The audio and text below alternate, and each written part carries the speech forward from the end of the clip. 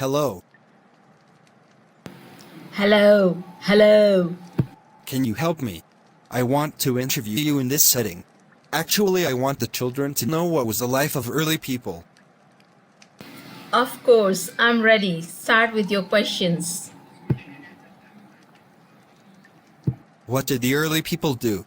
What was their food? They cooked food or not? The early man wandered from place to place in search of food, and they didn't know how to cook food.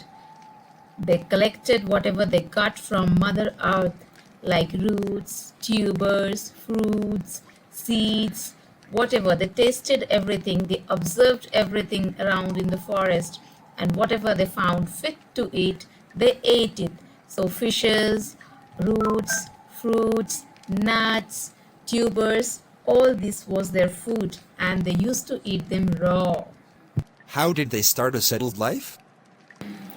Perhaps they started looking after plants, they started protecting the seed from birds, and they saw the seed growing, they saw how the seed could ripen, and in this way they became farmers.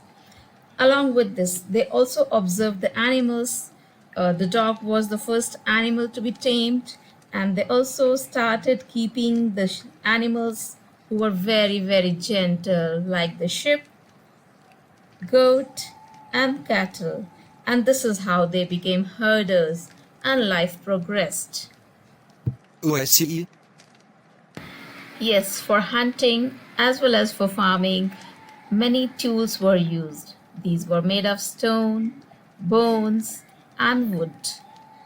They were quite wise and lead a life in cave. Yeah, actually, they were very good in observing things around them and they learned from whatever they observed. They learned what was happening around in the environment. So, but the life was not that easy in those days, and the life was not the same for all the people and everywhere. Where did they live?